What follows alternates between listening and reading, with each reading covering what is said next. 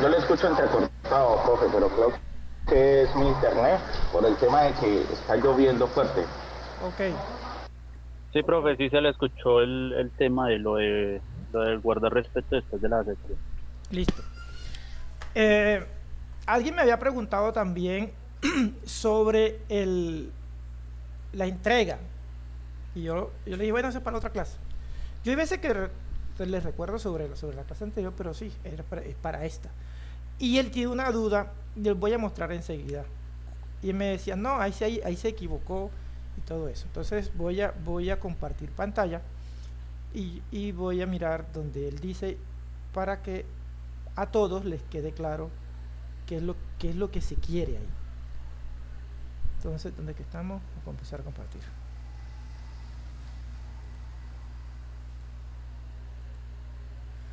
Por lo menos ustedes les está lloviendo, acá estamos casi como que yo digo como que a 50, porque bueno, hoy ha sido un poco más fresco, porque en días pasados estábamos como a 50, diría yo. Bueno, ¿logran ver la pantalla? Sí, señor. Bueno, quien había preguntado, creo que era Eliud, no sé, era sobre gas natural igual, la pregunta 4 dice, ¿cuál calentador de agua compraría si, según la factura de energía del hogar, el costo unitario por cada energético es electricidad 525 pesos por kilowatt hora y gas natural 1050 pesos kilowatt hora? Quien preguntó, ustedes me disculpan que yo por lo general no miro eh, quién pregunta ni nada de eso, porque pues, si no, para siempre estar de manera general y explicando. Este, y no, si nunca hago referencia al aprendiz, siempre hablo en general. Eh, es, sí, posiblemente se podría decir, aquí hay un error, pero no, porque hago aquí, esto que está aquí. La idea es que, por ejemplo, yo me gasto, o sea, el costo de generar un kilowatt hora con gas natural equivale a 1050 pesos. ¿Sí? Por ejemplo, yo tengo un generador eléctrico, pero funciona a gas natural. Entonces, ¿cuánto gas yo necesito para generar un kilowatt hora? Ahora sí.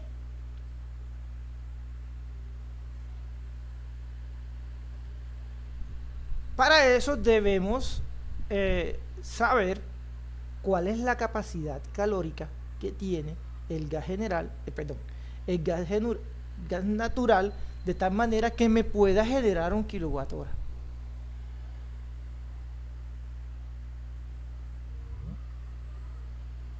¿Estamos?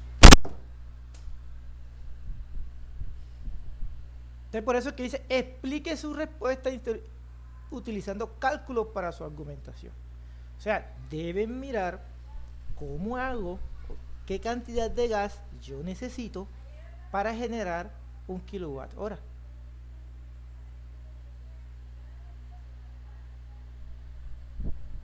Y con eso también se utiliza para esta de aquí. ¿Cuál es el calentador de paso de agua más? Bueno, enseguida les digo la primera.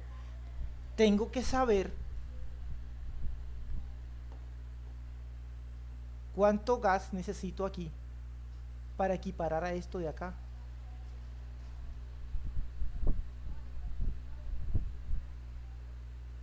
Esta de aquí responde, o respondiendo esta, respondemos esta de acá.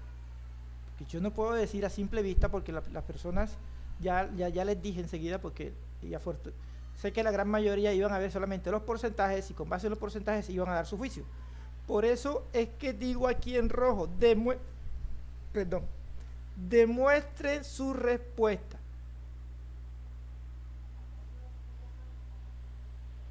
Porque hay que hacer ciertos cálculos para sacar la conclusión.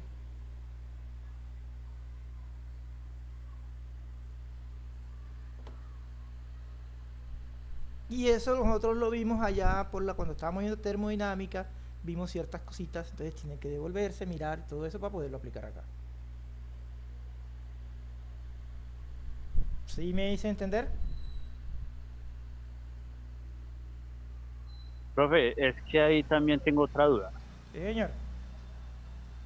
Por ejemplo, los primeros dígitos de mi cédula son pequeños y los últimos son grandes. Eso no tiene nada que ver. Relaciono, cuando yo relaciono esos dígitos ahí, pues los consumos de ciertos aparatos me van a dar más que otros. Ujú. Entonces no sé si es mejor medirlos con el mismo consumo para que me genere, pues para que, por ejemplo, la eficiencia quede igual No, en todo, señor. para ahí sí saber cuál es el más el eficiente, ¿no? No, señor. De hecho, pues el consumo mensual, eso no tiene nada que ver. Usted simplemente, si uno es más pequeño, este es más del otro, ya usted ya mirará y sacará su conclusión. ¿Sí? O sea, la idea es que ustedes, dependiendo de lo que le dé, usted dice, ah, no, este es por esto y este es por esto otro. O sea, ya sacan su conclusión dependiendo de lo que le dé. No tenemos que llevarlo a que tiene que ser igual. ¿Sí me hago entender? Es que uno cuando va a campo, por ejemplo, uno no se va a encontrar con lo ideal, uno se encuentra con lo que hay. Y eso es lo que usted tiene y con eso debe trabajar. ¿Estamos? Ah, bueno, señor. Sino que pensé que de pronto con los consumos, pues siempre se nota una diferencia en las licencias. Entonces, cuando hice los cálculos, pues sí me da la eficiencia en ciertos porcentajes, pero se nota una diferencia de consumo en cada uno. Sí, eso fue lo que le dio. ¿Sí me hago entender? Ah, eso fue lo que le dio. Listo. No tiene que ser, o sea, no tiene que ser, por decirlo así, usted tiene un modelo, pero el modelo es la guía. Pero sus datos son otros. ¿Sí? No necesariamente tiene que llegar al modelo que usted tiene, simplemente es una guía. Ahora sí. Porque nosotros, por Listo, ejemplo, profe. usted hace un proyecto y todos los proyectos no son iguales. O usted diseña algo aquí como anteriormente, pues, quien, yo le llamo mi mentor, que me enseñó muchas cosas de hidráulica, porque yo soy ingeniero electrónico, pero afortunadamente tuve a alguien que me enseñó muchísimas cosas de hidráulica de tuberías. Y lo mismo en electrónica o eléctrica, uno viene y él decía, el papel todo lo puede. Acá uno puede decir, el computador todo lo puede, ¿cierto? Pero cuando va al campo, ay, así no era. Y tiene que amoldarse a lo que tiene allá. Tratar de que las cosas salgan bien y amoldarse a lo que tiene. Y hacerlo, como digo yo, y el proyecto tiene que salir adelante y todas las cosas. Entonces, a usted le dio de esa forma. Ah, eso es lo que tiene. Ahora sí. Sí, señor. Sino que pues ahí en ese modo, sí igual se muestra la eficiencia de los cuatro calentadores.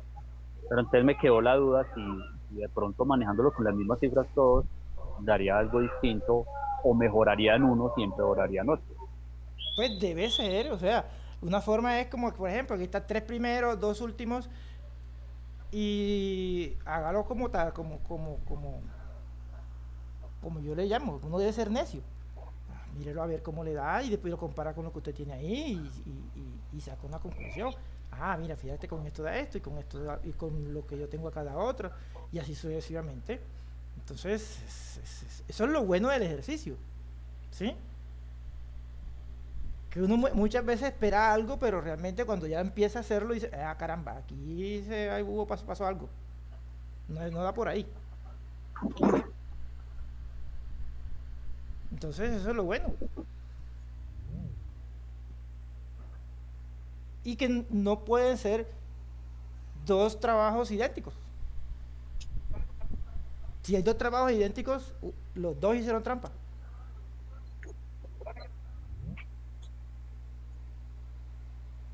Y eso es, que tienen las guías, sí, pero Para eso son guías. El resto no lo tiene que hacer. Y es una forma de irnos enseñando a que tenemos que mirar, o sea, tenemos las cosas y aplicarlas en el contexto donde uno está.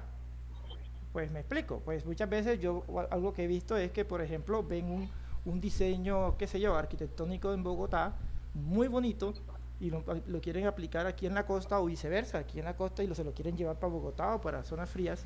Vamos a ver que el de zona fría no sirve aquí en la costa porque allá todo es cerrado y aquí se mueren del calor, y el de la costa se lo llevan para la zona fría y se friega porque es muy abierto y le entra mucho frío, por decirlo así.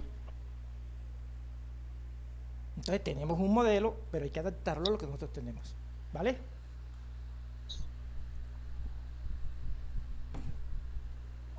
Sí, señor. Ok.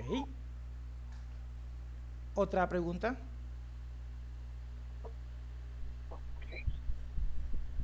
No siendo más, entonces arrancamos con la clase.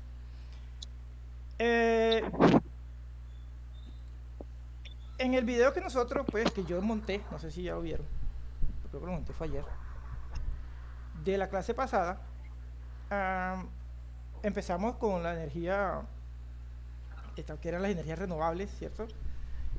Y empezamos con la energía solar, la cual tiene dos formas, y es la solar fotovoltaica y la solar para generar calor. Y la fotovoltaica pues tiene dos, que es se divide también en dos, que es la off-grid y on-grid, conectado a red y el no conectado a red. Ahí pues se esboza de una manera muy rápida los constituyentes de cada una de ellas, en qué consisten. Después pasamos a lo que es la energía eólica. Es similar, simplemente que es la forma similar en cuanto a la forma de cual puede ser, también está aislado y también está conectado a la red. También está uno que está en el mar, el otro que está aquí en tierra, y consta hay ciertos elementos constitutivos, pero a grosso modo es casi igualito la forma de estar aislado o conectado a la red, ¿cierto? Entonces, ahora, después que vimos eso, ya como una manera de resumen de la clase anterior y del video, pasamos a lo que se llama la energía hidráulica, ¿no? Y la energía hidráulica es la que nosotros pues manejamos aquí en Colombia, la gran mayoría, que es con centrales eléctricas por el movimiento de las aguas, y es lo que, por ejemplo, aquí en la costa tenemos a Urrá, en Caldas, que es donde yo estudié, está Hidromiel, en Cundinamarca está Chingaza, y así sucesivamente en los diferentes municipios existen ciertas hidroeléctricas. Entonces la energía eléctrica es aquella obtenida a partir del movimiento del agua y su caída desde cierta altura, o sea, utilizamos la energía potencial.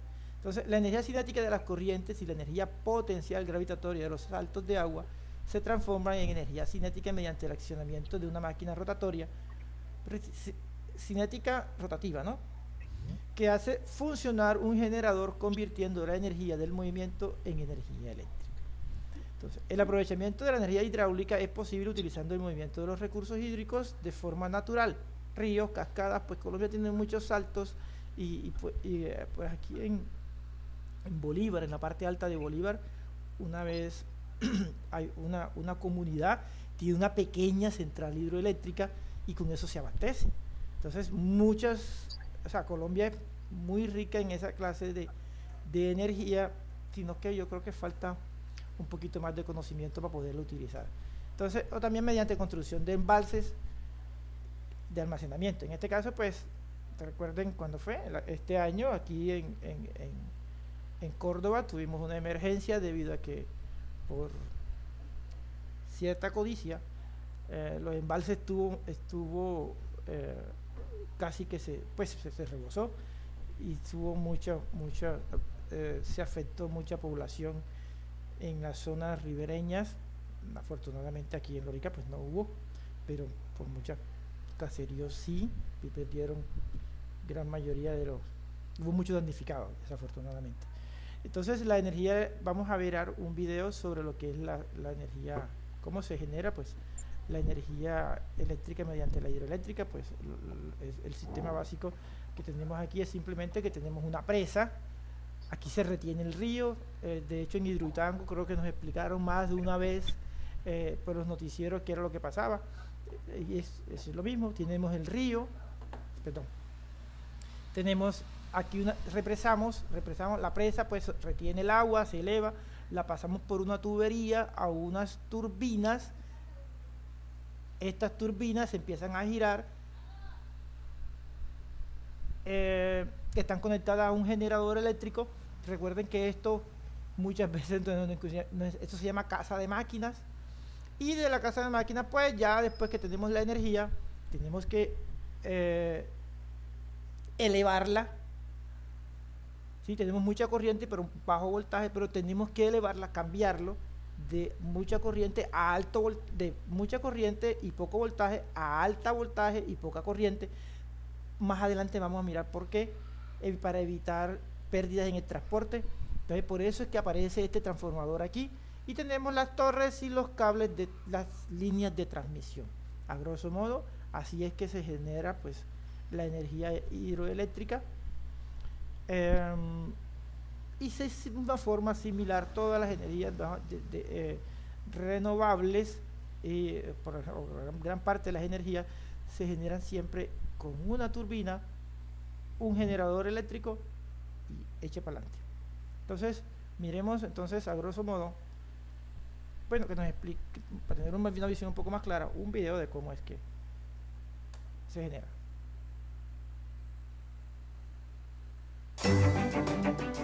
La energía hidráulica. ¿Pueden ver y escuchar el video?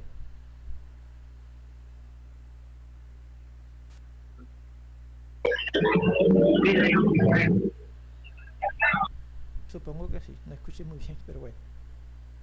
Es un tipo de energía renovable que aprovecha la fuerza del agua para generar electricidad limpia. ¿Quieres saber cómo funciona? En las centrales hidráulicas más comunes, el agua que transportan los ríos es almacenada en un embalse y liberada cuando se necesita producir energía. A estas centrales se les denomina centrales de pie de presa. El agua desembalsada cae con fuerza aprovechando la diferencia de altura sobre una turbina hidráulica y la hace girar siempre a la misma velocidad, pero con mayor fuerza cuanta más agua pasa. La energía cinética derivada de la rotación constante de la turbina es transformada en energía eléctrica en los generadores eléctricos de la sala de máquinas. Después, se eleva la tensión de la electricidad producida para que pueda incorporarse a la red y transportarse con menores pérdidas hasta los puntos de distribución, donde se vuelve a bajar la tensión para los puntos de consumo. El agua utilizada en el proceso retoma el curso natural del río aguas abajo tras pasar la central. Otro tipo de centrales hidroeléctricas son las fluyentes, que aprovechan el desnivel natural del río para el salto y tienen un pequeño remanso para derivar el agua por un canal hasta la central. También existen las centrales de bombeo, que consumen energía para subir el agua hasta un embalse superior en horas de baja demanda, para liberarla cuando el consumo eléctrico es elevado.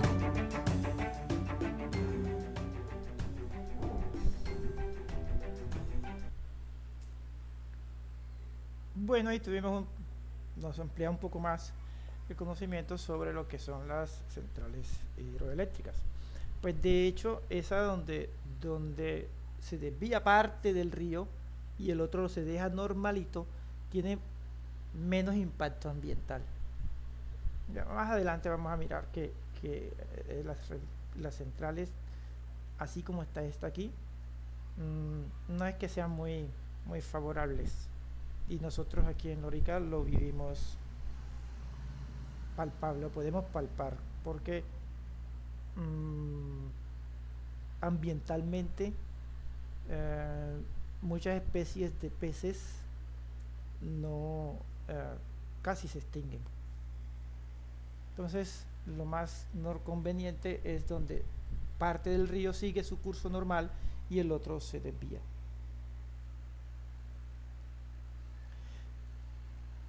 Entonces los componentes de una hidroeléctrica están pues la presa, como ya hemos dicho, la tubería de conducción, donde pasa el generador,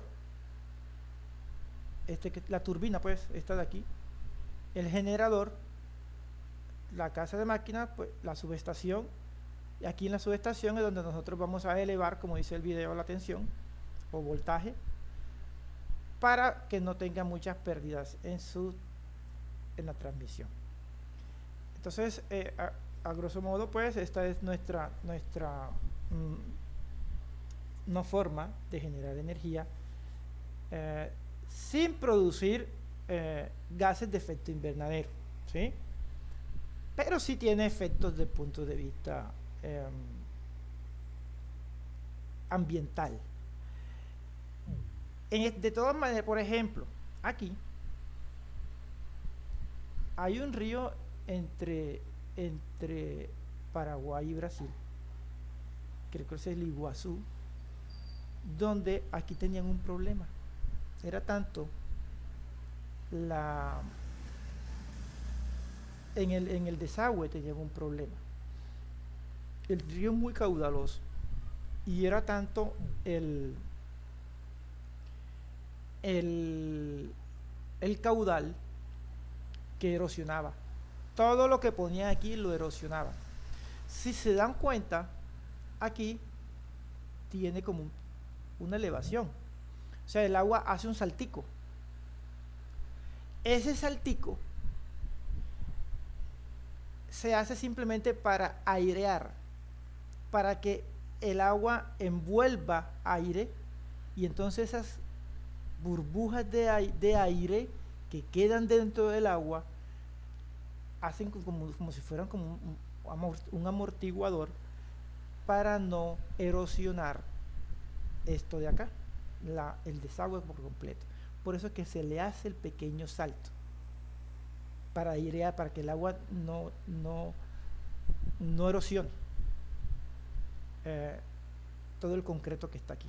Y si pues, porque después todo esto que está acá, toda mi hidroeléctrica se va a dañar.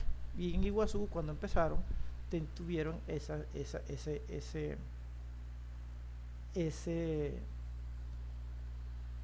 pequeño problema, que casi se les daña la hidroeléctrica porque no previeron esto aquí. Pues cuando se dieron cuenta tuvieron que parar, hacer los estudios pertinentes, y para eso es que está la ingeniería. La solución fue, mediante modelos hidráulicos, airear esto acá.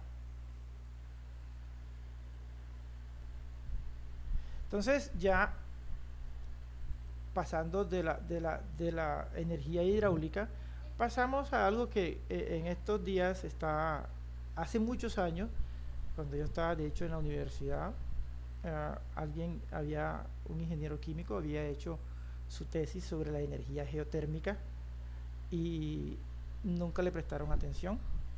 De hecho, la Universidad Nacional C de Manizales es pionera en cuanto a esta clase de estudios de la energía geotérmica, y es satisfactorio ver que este gobierno ha inyectado dinero para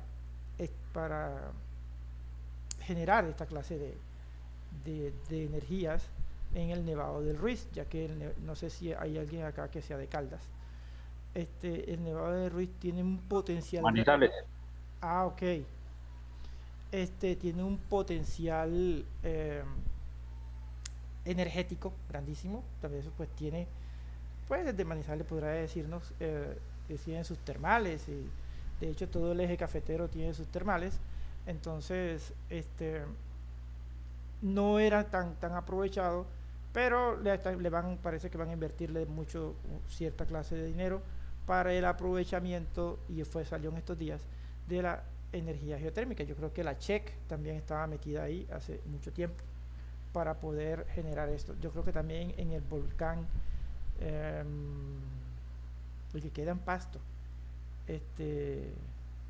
ahí se me pasa el nombre, Galeras. el volcán Galeras, también hay estudios sobre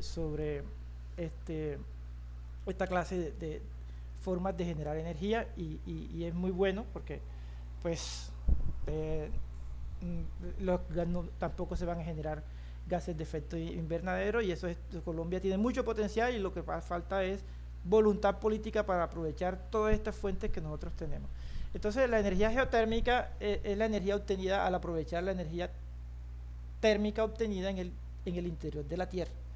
Entonces dice que la energía térmica se origina debido a la diferencia de temperatura entre la superficie terrestre y el núcleo interno, que está alrededor de 7000 grados centígrados, provocando un flujo continuo de calor desde el interior de la Tierra hacia el exterior. Entonces la energía térmica se encuentra disponible tanto en rocas como en depósitos de agua caliente o vapor localizados a diferentes temperaturas y profundidades debajo de la corteza terrestre. Entonces puede observarse que la energía pues de la que tienen los volcanes también puede en los termales, pues que en este caso pues en los termales que están cerca del Nevado de Ruiz, los otros que están por allá en Pereira, tenemos las energías térmicas.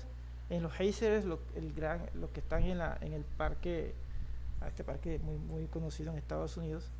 De hecho, yo tuve la oportunidad de trabajar con Ingiominas y fui al volcán Cerro Machín en el Tolima, y teníamos que meter una sonda para mirar la temperatura del volcán, pues eso también se monitorea, y los gases que salen. Entonces me pareció muy curioso ver una cosita que iba saliendo, y la misma ignorancia le metí el dedo y fue un cipote quemón que me pegué, porque era algo que parecía ínfimo, pero una temperatura bastante alta. Entonces es muy bueno pues la forma de cómo nosotros podemos aprovechar la energía geotérmica. Entonces miremos a ver, dice que existen dos tipos de sistemas geotérmicos: los sistemas para generar electricidad y los sistemas para producción de calor. Pues la producción de calor nosotros lo vemos, pues lo podemos ver en los termales, ¿cierto?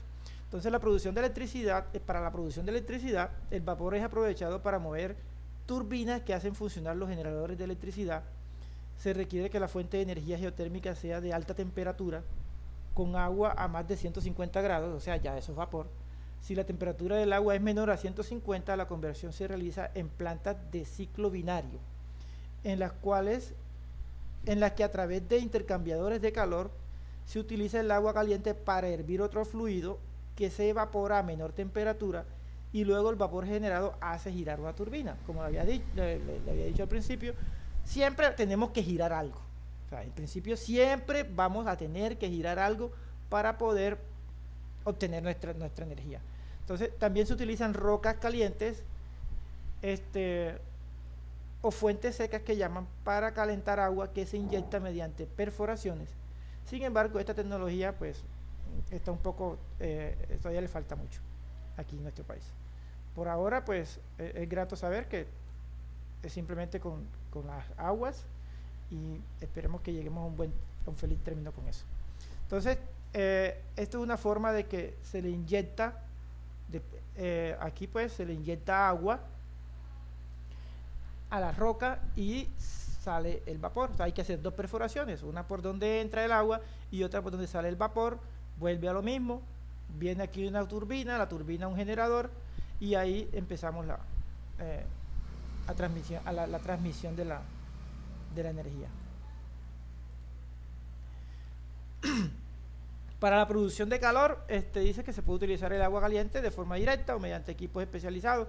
Pues los termales que existen, pues es normal, no podemos meternos directamente en este caso en el Nevado del Ruiz, pues no se puede, tiene que echarle agua fría porque ya sale muy caliente.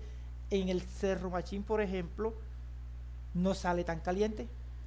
En el Nevado del Ruiz el agua es ácida, no puede uno abrir los ojos. En los termales eso, en el Cerro Machín sí. Y así fíjese que hay diferentes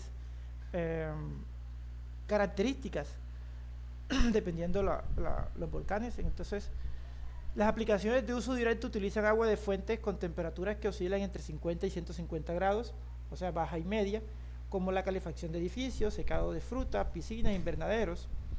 Las aplicaciones que aprovechan las temperaturas muy bajas, entre 5 y 30 grados, necesitan tecnología especializada como las bombas de calor, y se utilizan para calefacción y aire acondicionado. Fíjese, aquí tenemos nuestra fuente y aquí estamos como que calentando nuestro sistema por utilizarlo en la vivienda. Entonces miremos un poco un video para que nos instruya más. ¿Quieres aprender sobre energía geotérmica? En este vídeo de Ecología Verde vamos a explicarte qué es, cómo funciona esta energía renovable, sus ventajas y desventajas, y te pondremos algunos ejemplos de qué países cuentan con esta energía de la Tierra.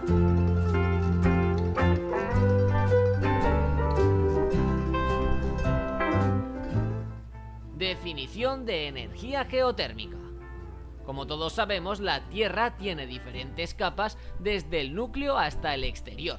Si vamos de la capa exterior hacia adentro, la temperatura va aumentando de 2 a 4 grados centígrados por cada 100 metros. Esto significa que en la capa más interna hay agua a una temperatura y una presión extremadamente altas. Cuando este agua sale a la superficie, a gran presión, cambia de estado a vapor de agua. Estas fuentes de agua se aprovechan para producir lo que conocemos como energía geotérmica. ¿Cómo funciona la energía geotérmica?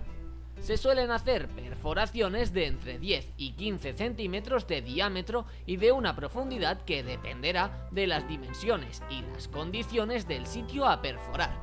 Dentro de las perforaciones tenemos sondas geotérmicas, que son como un sistema de tuberías hechas normalmente de polietileno. Estas sondas están selladas y llenas de agua, y es ahí dentro donde se produce el intercambio de calor entre ambos sistemas. Cuando el líquido baja hasta unos 50 o 100 metros, se calienta y vuelve a subir para accionar una bomba. En ese momento pasa su calor al refrigerante y al medio empleado por la calefacción.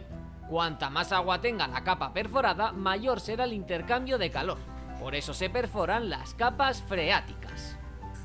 Fuentes de energía geotérmica. Existen tres principales fuentes de energía geotérmica. Yacimientos de agua caliente, que utilizan fuentes de agua caliente o acuíferos subterráneos. Yacimientos secos, que utilizan la energía de rocas calientes secas del interior de la Tierra, que se crean a partir de la liberación del magma interno. Y géiseres, el agua caliente sale por orificios terrestres en forma de columnas de vapor y chorros. Ventajas. Sus principales ventajas son las siguientes.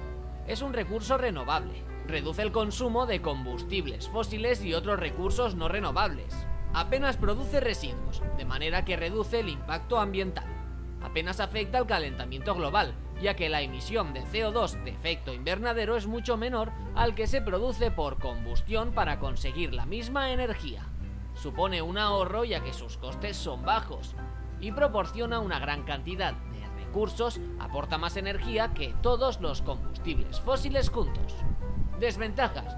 Los principales inconvenientes de esta energía son: bajo desarrollo, ya que aún está empezando a utilizarse. Pueden producirse fugas en las que se expulsan sustancias que pueden contaminar el terreno y aguas cercanas.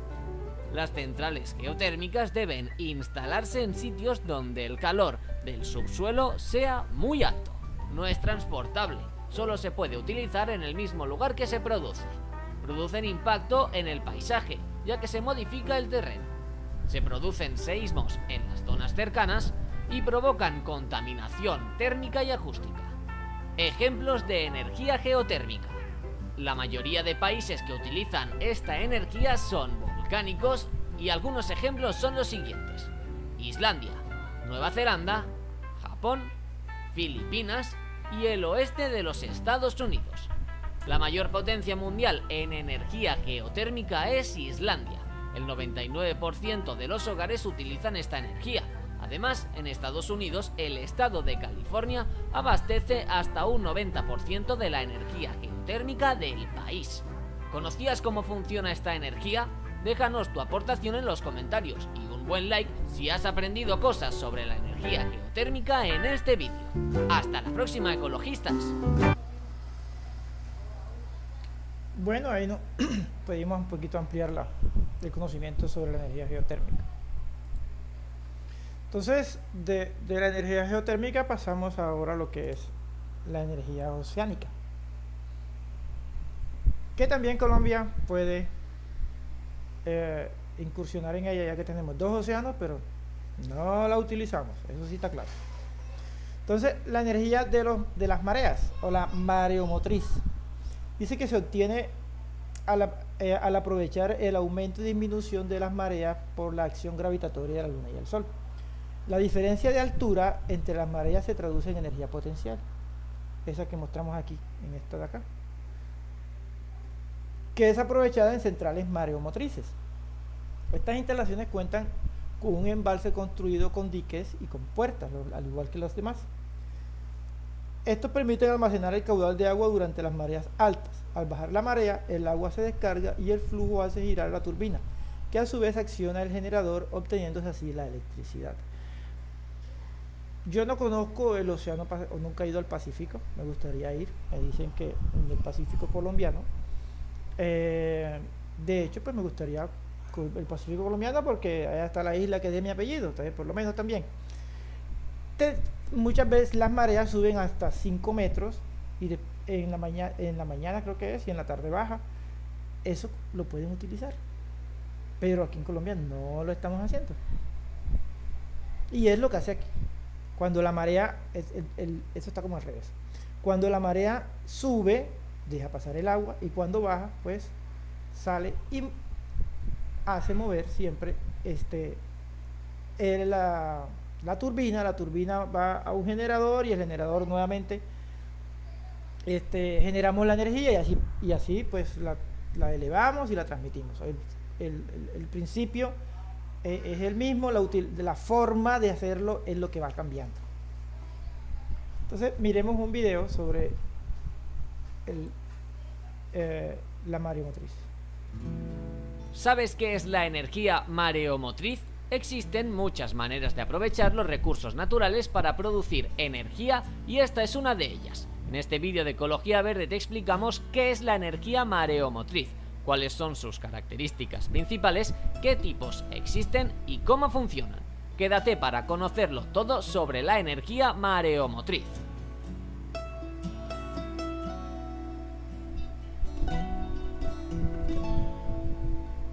¿Qué es la energía mareomotriz?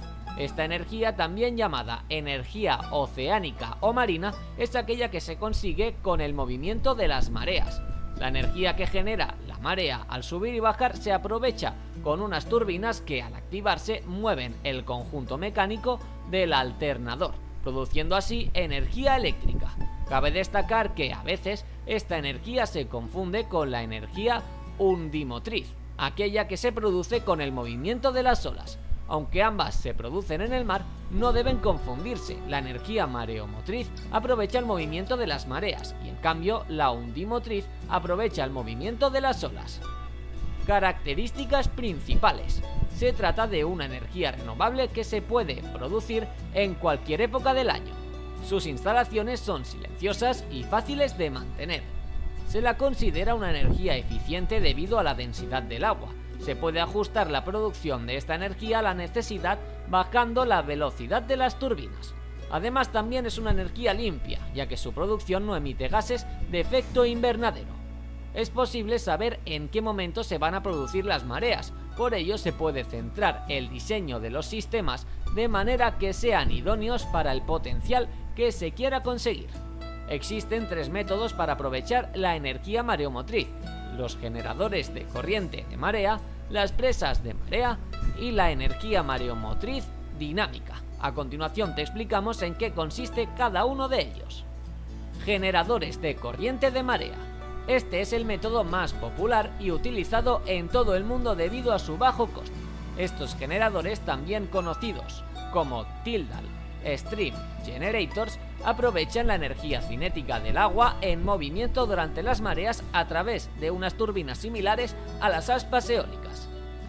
Antes de continuar, vamos a ponerte a prueba. ¿Dónde crees que se construyó la primera planta de energía mareomotriz? A. Corea del Sur. B. Francia. O C. Canadá. ¿Ya lo has pensado? La respuesta correcta es la B. La primera central mareomotriz se terminó de construir en el año 1966 en el estuario del río Rance, en Francia. Presas de marea. Estas suelen situarse en una bahía, un estuario o una ría donde el agua del mar penetre y se dé una diferencia de al menos 5 metros entre pleamar y bajamar, es decir, el nivel máximo y mínimo del mar. Funcionan de la siguiente manera. 1. Se construye un dique para controlar el movimiento del agua. 2. Las compuertas del dique se abren cuando la marea sube y el agua pasa hacia el embalse. 3. Cuando el embalse se llena, se cierran las compuertas. 4. El nivel del mar desciende y así se consigue una diferencia entre el nivel del agua del embalse y el del mar. 5. Entonces se abren las compuertas de los canales de carga para pasar el agua del embalse al mar a través de unas turbinas. Y 6. La fuerza del agua hace girar la hélice de la turbina y de esta manera un generador capta este movimiento y produce electricidad, energía mareomotriz dinámica. Este tipo de generación de energía mareomotriz todavía está en etapa teórica.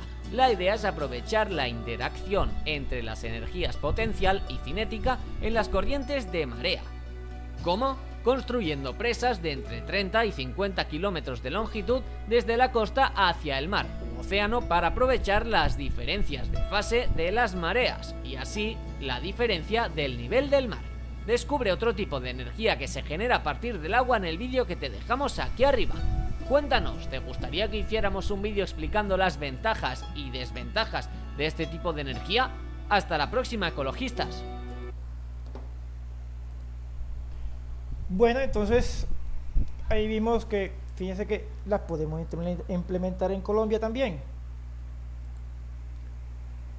Ahora miremos algo que se llama la undimotriz, que es la producida por las olas. Cerca aquí hay un pueblo costero que las olas son fortísimas. Ahí podríamos utilizar la undimotriz. Dice que se obtiene al aprovechar el movimiento ondulatorio del agua de mar en la superficie. Dentro de los mecanismos comunes para aprovechar la energía de las olas se encuentran boyas, columnas de agua oscilante y dispositivos oscilantes. Entonces miremos un video para que nos instruya más.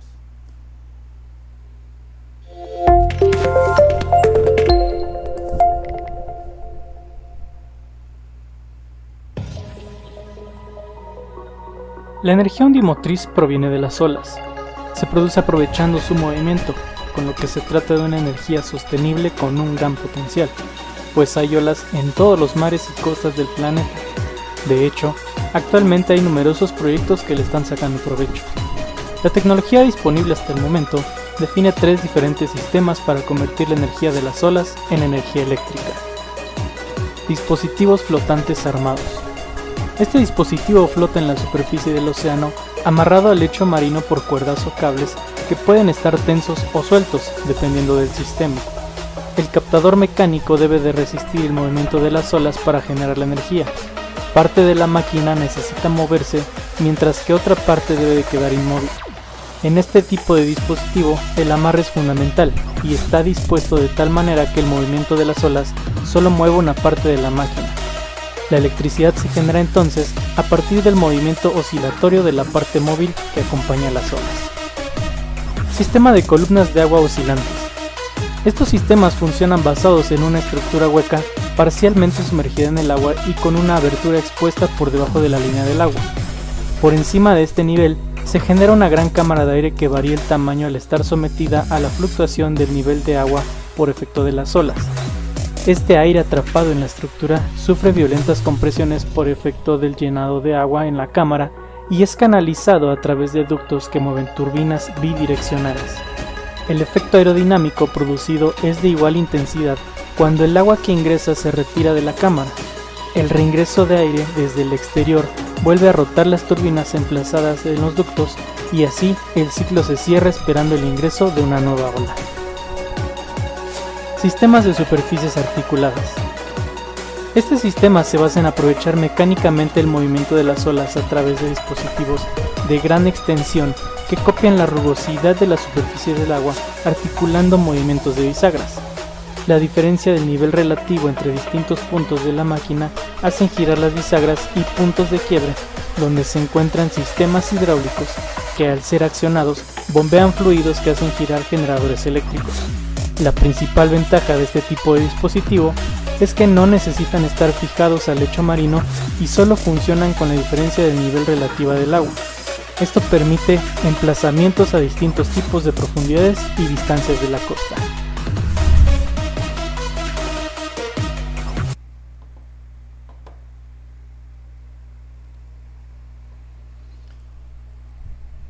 Entonces, habíamos visto que la otra forma de generar es la de la energía de las corrientes oceánicas y de marea. Dice que se obtiene del aprovechamiento de la energía cinética de las corrientes marinas originadas por efecto del viento. Es más, esta forma de energía, Colombia tiene muchos ríos. También se pueden aprovechar, no solamente en el mar, sino que se pone una turbina de esa en un río normalita, se sumerge y podemos obtener energía. Miremos un video para...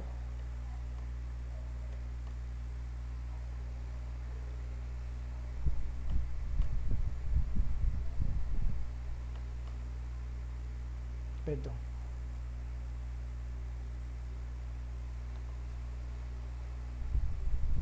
Hola y bienvenidos a este nuevo curso tutorial en el que vamos a aprender qué es la energía de las corrientes marinas y cómo aprovecharla.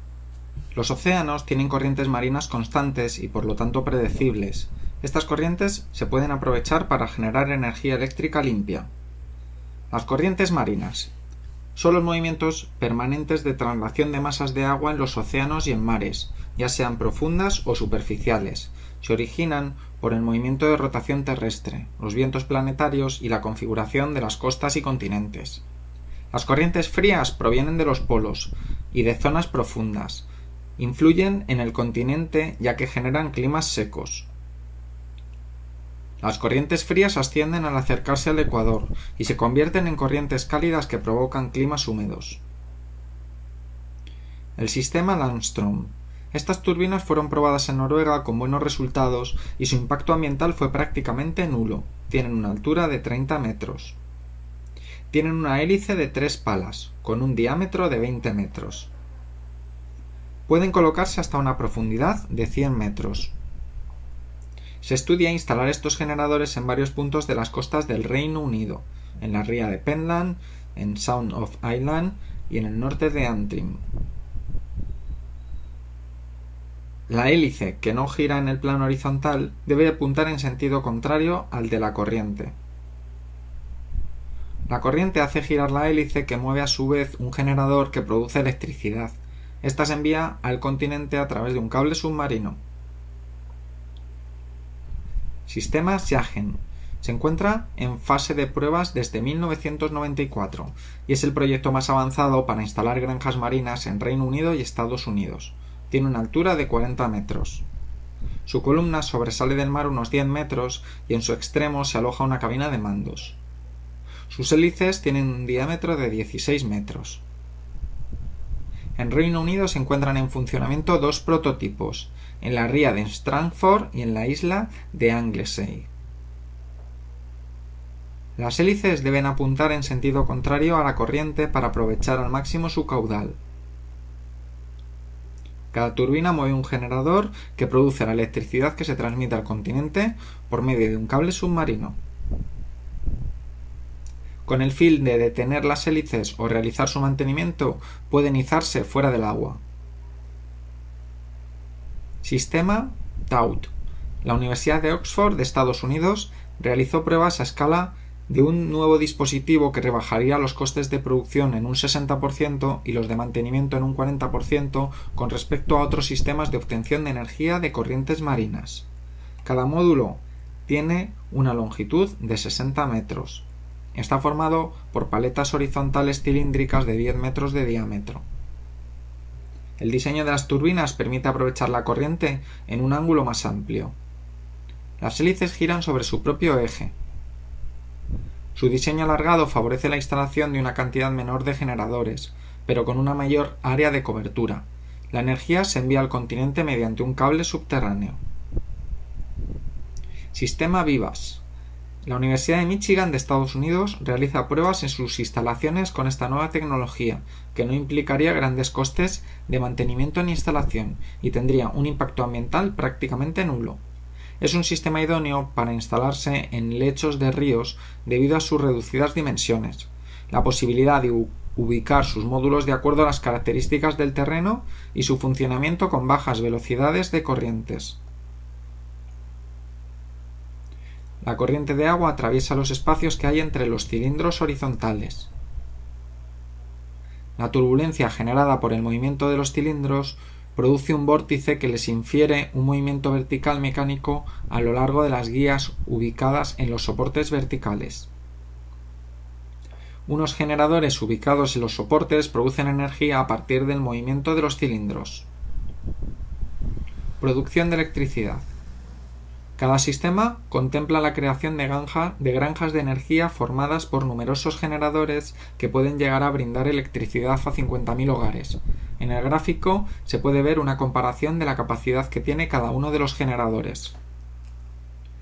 Bueno, pues hasta aquí el curso tutorial de hoy, en el que hemos aprendido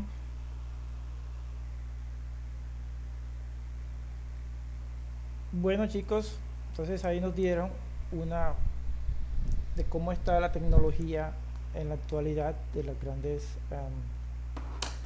potencias, que son las que más invierten en energía renovable, pues para no de hecho, pues para no depender de los combustibles fósiles. ¿Sí?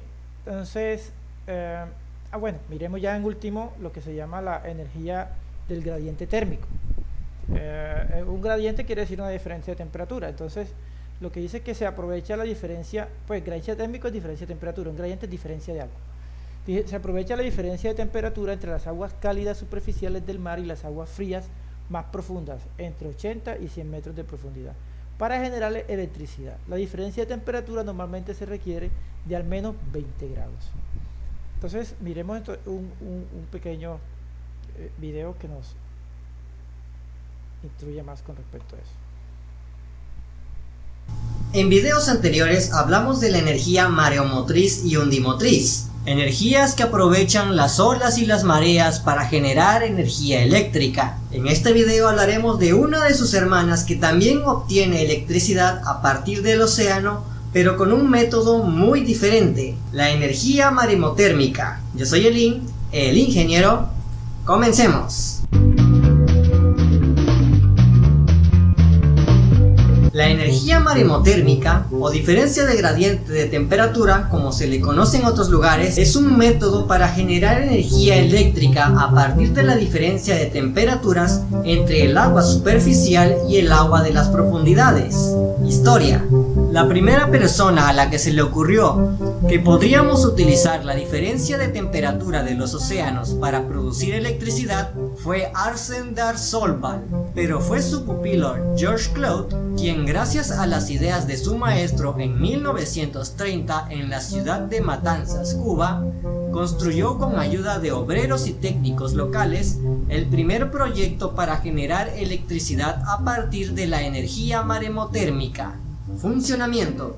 Para poder llevar a cabo este proceso se necesita agua caliente y agua fría. El agua caliente la podemos encontrar en la superficie del océano, donde ésta se mantiene entre 25 y 30 grados centígrados. Mientras que el agua fría la encontramos a profundidades superiores a los 1000 metros en el océano, donde el agua se encuentra entre 3 y 4 grados centígrados. Bien, ya tenemos los ingredientes principales. En las plantas maremotérmicas también se utilizan otros químicos cuyo punto de fusión se encuentre entre las temperaturas de estas aguas. Por cierto, punto de ebullición es el punto en equilibrio entre presión y temperaturas en las que un líquido se convierte en gaseoso, la etapa de evaporación. Líquidos como el amoníaco son excelentes para esto. Es por ello que la diferencia de temperaturas entre el agua superficial y el agua de las profundidades debe ser de al menos 20 grados centígrados. El sistema funciona así. En un sistema cerrado se coloca el químico principal. Por un lado, el agua superficial se encarga de calentarlo hasta evaporarlo. Una vez que este se evapora, aumenta su presión y se desplaza hacia una turbina, la cual comienza a girar debido a la presión. Luego esta turbina hace rotar un generador y aquí es donde sucede la magia. Si deseas saber cómo se convierte el movimiento en electricidad, te revelo el secreto en este video. Luego el amoníaco llega a una cámara donde se enfría gracias al agua de las profundidades. Este se condensa y vuelve a su estado líquido, donde es enviado a otra cámara en la cual se volverá a calentar para que el ciclo continúe. Durante todo el proceso, el amoníaco o el líquido que se está utilizando no tiene contacto con el agua y a su vez las aguas de las profundidades y las aguas superficiales tampoco tienen contacto entre ellas, por lo cual las aguas no se contaminan. Bien, ¿entendiste esta parte?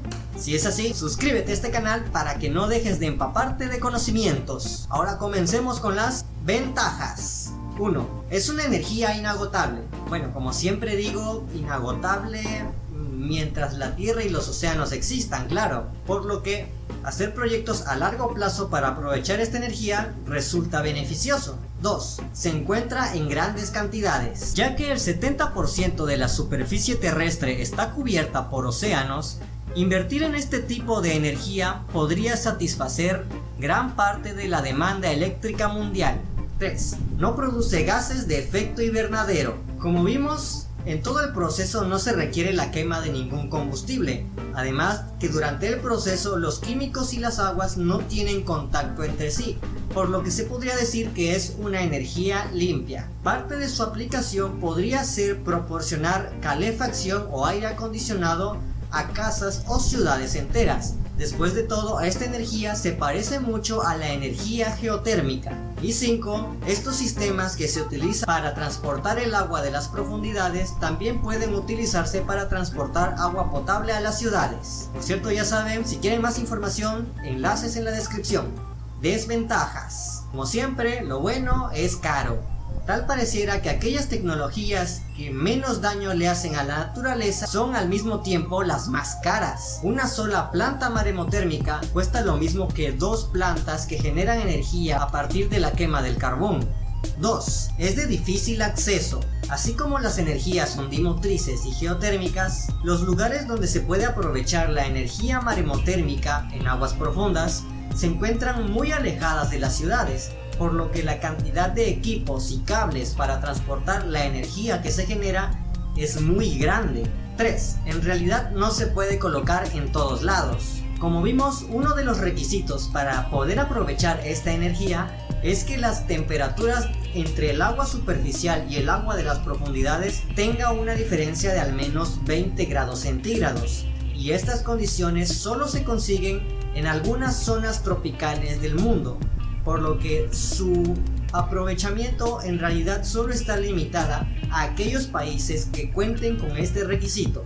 4. En realidad sí puede contaminar. Según palabras de ingenieros que trabajan en la planta maremotérmica en Kona, en Hawái, Estados Unidos, en ocasiones parte del amoníaco que se utiliza en el proceso puede fugarse a través de las tuberías debido a las imperfecciones y el desgaste natural de los materiales. Lo malo es que el amoníaco es un químico altamente tóxico para todos los seres vivos que entran en contacto con él. 5. Aún no se sabe qué daños puede causar. Así como sus hermanas, la energía mareomotriz y la energía ondimotriz, esta es una tecnología relativamente nueva y nunca se han hecho los suficientes estudios para saber los daños que le podría llegar a causar al medio ambiente. Sin embargo, algunos científicos ya especulan que debido a que se transporta grandes cantidades de agua de zonas profundas, esto podría afectar los arrecifes y seres vivos en general, ya que se saca de su equilibrio al fondo marino, así como a la superficie de los océanos. Conclusiones. Este tipo de energías parecen ser una de las más prometedoras para el futuro, al igual que sus otras compañeras de energías sustentables. También es una de las que en menos se ha invertido, por lo que se desconoce cuáles pueden llegar a ser sus alcances o sus repercusiones. Es por ello que lo menos que podemos hacer nosotros por ahora es mantenernos muy bien informados y estar atentos y alertas para las propuestas de los futuros gobiernos para las energías sustentables. No hay que olvidar que nuestras necesidades energéticas aumentan con cada día y la protección del medio ambiente debe estar siempre de la mano ante nuestras necesidades energéticas. Otra energía que también se obtiene a partir del océano es la energía osmótica, la cual aprovecha el proceso de la osmosis inversa, pero de esta hablaremos en el próximo video. Yo soy el ingeniero. Bueno chicos, entonces hasta aquí tenemos ya lo que son, en este caso, pues la energía producida por los océanos.